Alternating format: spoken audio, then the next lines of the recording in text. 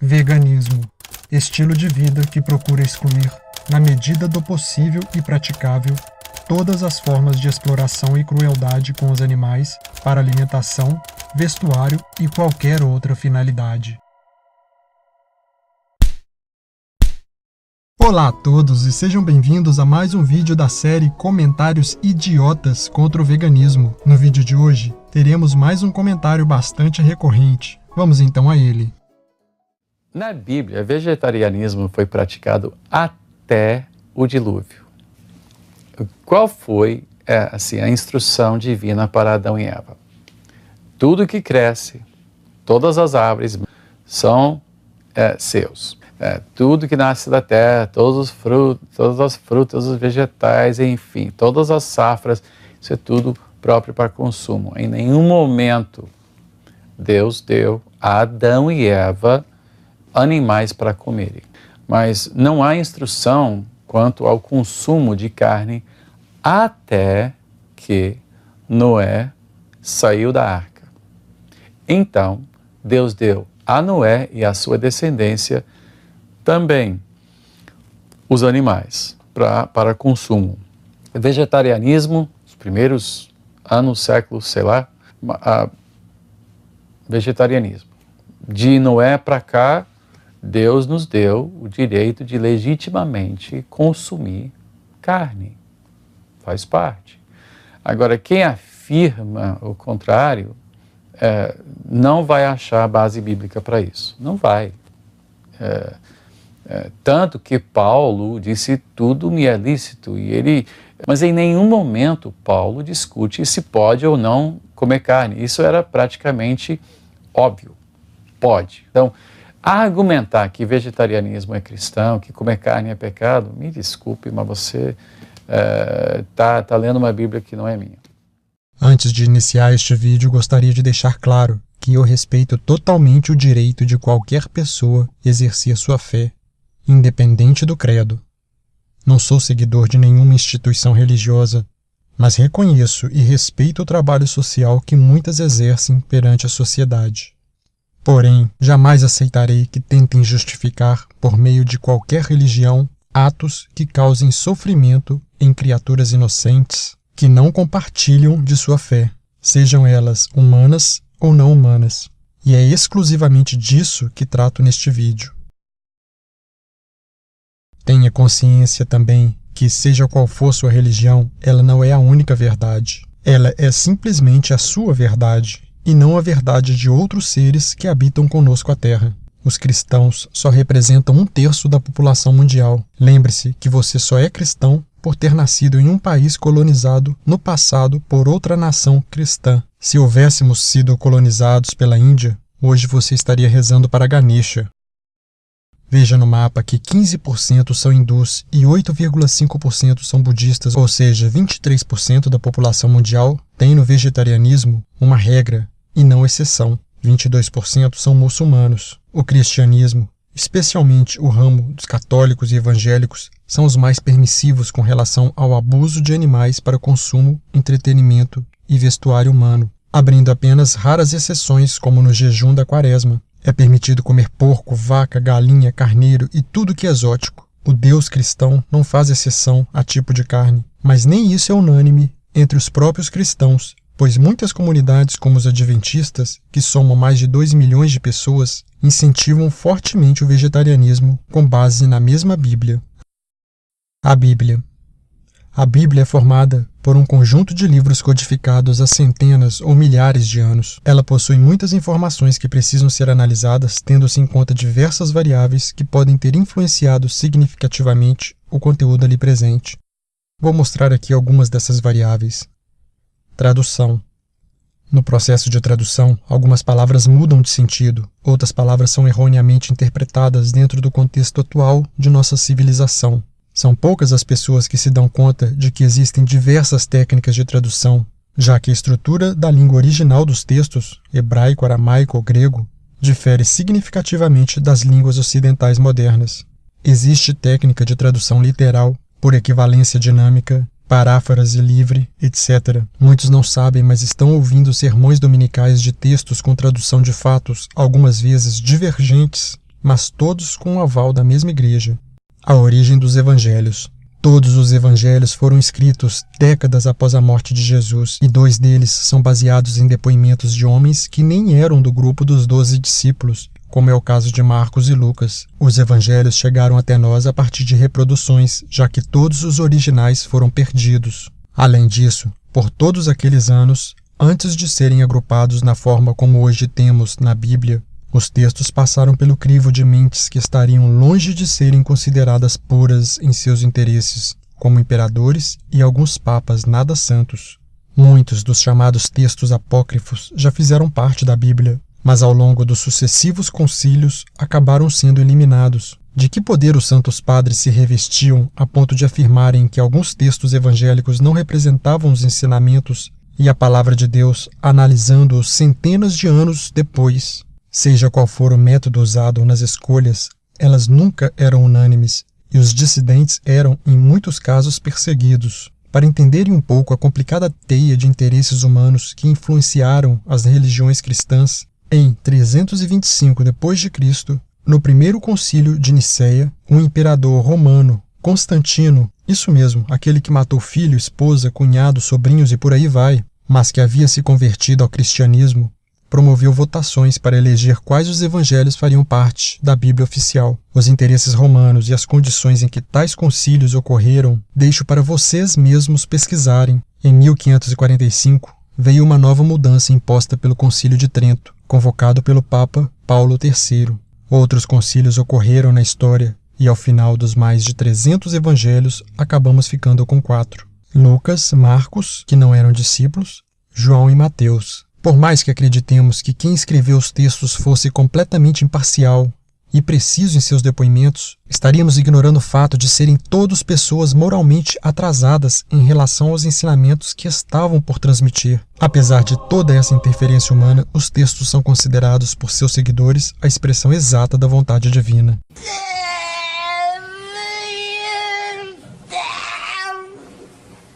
Dito isso, a premissa básica a partir de agora é: mesmo diante de tantas variáveis acerca da origem dos fatos apresentados na Bíblia, partirei aqui do princípio da veracidade e divindade incontestável dos textos bíblicos, que representa fielmente e inquestionavelmente as ideias de Deus, independente da tradução usada, dos fatos ocultados e das modificações sofridas, pois, do contrário, o vídeo acabaria por aqui mesmo.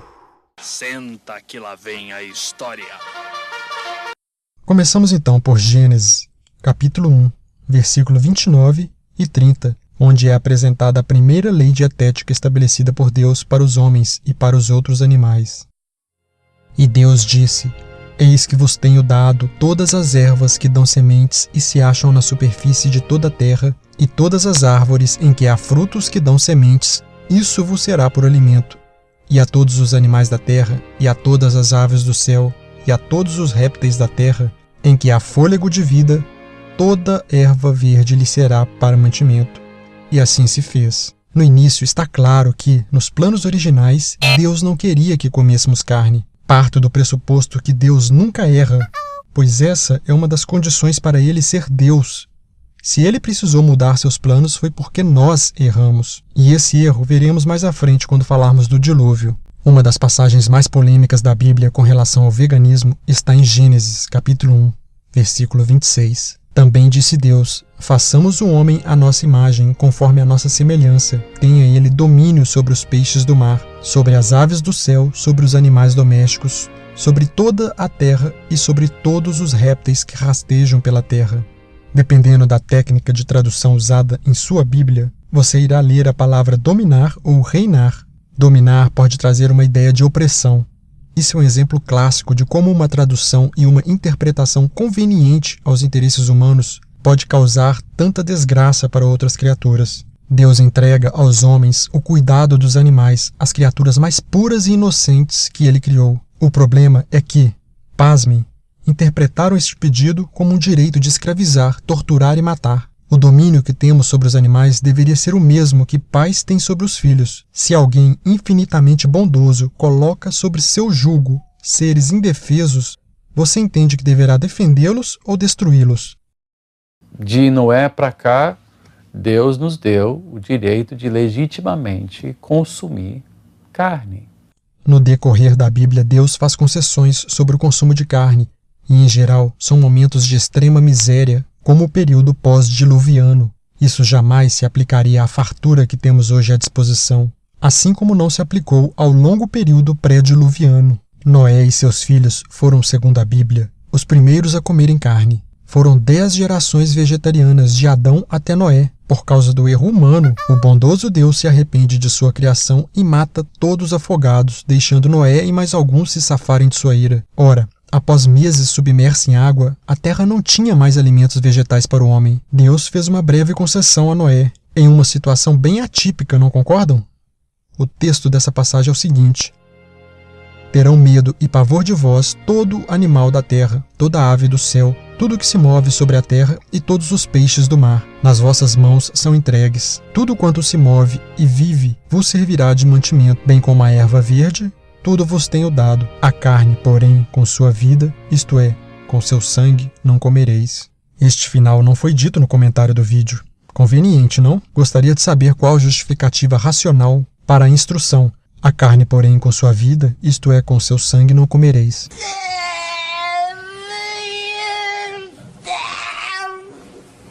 Bem mais à frente, em Êxodo e em Números, conta-se a história do povo judeu que libertou-se da escravidão no Egito e, guiados por Moisés, seguiram em direção à sua terra prometida. Durante essa longa jornada, vejam que fato interessante. Lá vem Deus tentando dar novamente uma alimentação vegetariana para seu povo. A casa de Israel deu-lhe o nome de maná.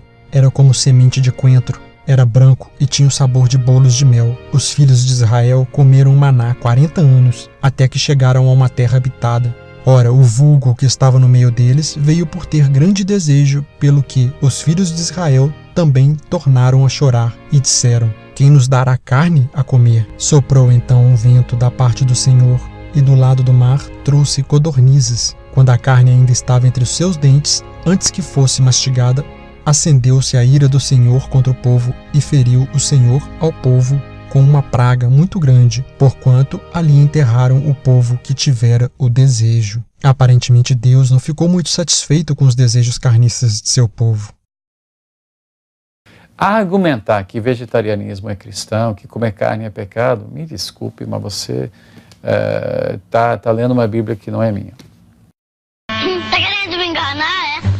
Uma outra história interessante contada na Bíblia é a alimentação adotada por Daniel no livro Daniel, capítulo 1. E o rei lhes determinou a porção diária das iguarias do rei e do vinho que ele bebia, e que assim fossem alimentados por 3 anos. Daniel, porém, propôs no seu coração não se contaminar com a porção das iguarias do rei, nem com o vinho que ele bebia. Portanto, pediu ao chefe dos eunucos que lhe concedesse não se contaminar. Experimenta, peço-te, os teus servos 10 dias, e que nos deem legumes a comer e água a beber. Então se examine na tua presença o nosso semblante e o dos jovens que comem das iguarias reais. Assim ele lhes atendeu o pedido, e os experimentou 10 dias. E ao fim de 10 dias apareceram seus semblantes melhores, e eles estavam mais gordos do que todos os jovens que comiam das iguarias do rei. Ora, que interessante, não acham? Ao absterem-se de carne e vinho, ficaram mais saudáveis.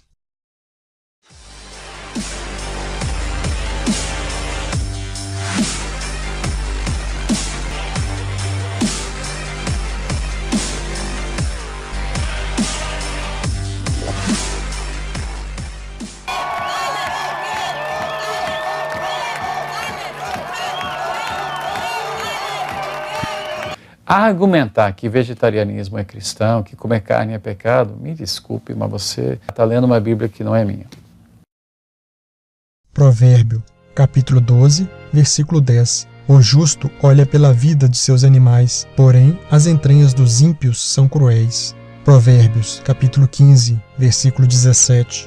Melhor é um prato de hortaliça, onde há amor, do que o boi gordo, e com ele o ódio. Provérbios, capítulo 23, versículo 20. não esteja entre os beberrões de vinho, nem entre os comilões de carne, porque o beberrão e o comilão caem em pobreza, e a sonolência cobrirá de trapos o homem. Está lendo uma Bíblia que não é minha.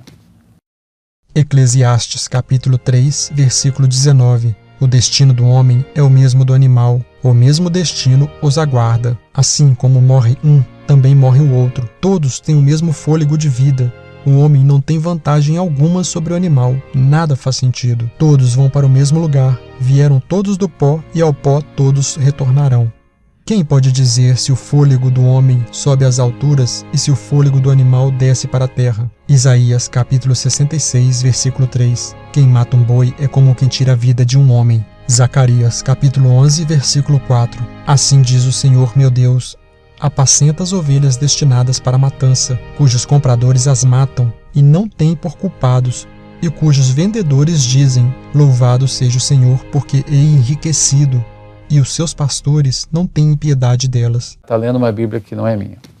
Lucas capítulo 12, versículo 6. Não se vendem 5 passarinhos por 2 moedinhas, e nenhum deles está esquecido diante de Deus. Romano capítulo 14, versículo 21. Bom é não comer carne, nem beber vinho, nem fazer outras coisas em que teu irmão tropece, ou escandalize, ou se enfraqueça. Tudo isso sem mencionar o mandamento: não matarás, e a regra de ouro presente em quase todas as religiões mais populares e que não foi invenção de Jesus: amará o teu próximo como a ti mesmo. Com base em que os animais são excluídos destes mandamentos?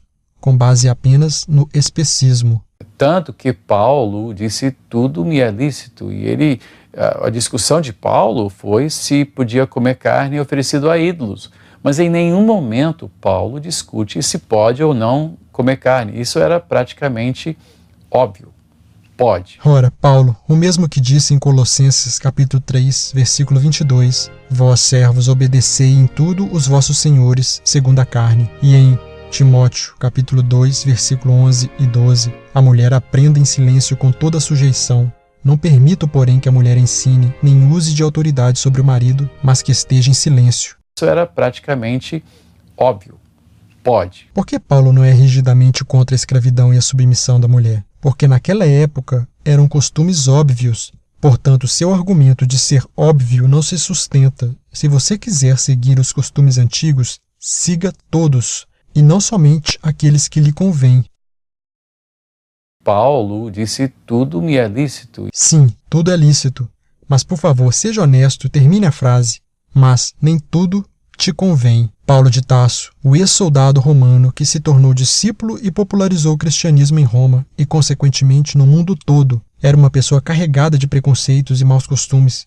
Jamais saberemos quais adaptações intencionais foram feitas nos textos originais para que fossem aceitos pela sociedade que dominava o mundo, a romana. Nunca saberemos quais foram os erros de interpretação de Paulo que poluíram os ensinamentos originais. Certamente, se Jesus houvesse condenado o consumo de animais, sua doutrina jamais seria aceita pelos romanos, assim como vários costumes judaicos que foram retirados da doutrina apresentada, como a circuncisão. Talvez estejamos seguindo a religião de Paulo, um paulinismo e não um cristianismo, ou, se preferir, uma doutrina católica apostólica romana, criadas por interesses políticos de um imperador romano. A Igreja Católica Apostólica Romana é fruto de uma mudança política iniciada pelo imperador Constantino, e não é a pura igreja idealizada por Jesus e entregue a Pedro. O mais interessante na Bíblia é que nos evangelhos não vemos reprovações ao consumo de carne por parte de Jesus e também não vemos incentivos. Cada um interpreta isso como lhe convém. Não há sequer uma passagem em que Jesus pede para lhe prepararem um belo cordeiro. E vejam que ele comia um bocado e foi até acusado de ser glutão no Evangelho de Lucas, no capítulo 7, versículo 34. Inclusive, na Santa Ceia, a refeição mais importante que Jesus faria com seus discípulos, não há qualquer menção a animais mortos no banquete. A minha última menção à Bíblia é do profeta Isaías, que faz uma clara profecia mostrando que voltaremos a ser como Deus queria, veganos. O lobo e o cordeiro juntos se apacentarão, o leão comerá palha como boi, e pó será a comida da serpente. Não farão mal nem dano algum em todo o meu santo monte, diz o Senhor. Agora, eu te pergunto, se na origem Deus nos fez veganos, e Isaías prevê que seremos veganos no fim, o que você está fazendo parado no meio do caminho? Pense o seguinte: É lógico idolatrarmos objetos que nós criamos para Deus, como a Bíblia, o Corão, Torá, igrejas, mesquitas, sinagogas, cruzes, hóstias, terços, velas, e ao mesmo tempo destruirmos o que Deus fez para nós, como os rios, florestas, animais e toda a sua criação? Se alguém ousar rasgar uma Bíblia ou chutar uma imagem, será execrado, mesmo sabendo que na essência são objetos feitos de papel, tinta e gesso. Porém, se eu enfiar a faca no coração de um porco, criatura inocente e pura feita por Deus, isto será motivo de festa. Qual a lógica disso? A temida imagem do inferno, preconizada pela fé cristã, como um local onde seríamos mantidos presos, torturados e mortos das formas mais cruéis imagináveis, não é algo tão distante de nós. Vivemos no próprio inferno, mas tivemos a sorte de não termos nascido na forma de vacas, porcos, galinhas, peixes e outros animais de consumo. Somos demônios para eles, pois os torturamos por prazer gastronômico, usando Deus como justificativa. Se é Deus quem aprova tudo isso, me digam, o que sobraria para o demônio? Por hoje é isso, pessoal. Se gostaram, clique em gostei, assinem o canal, deixem um comentário e compartilhem. Até o próximo vídeo.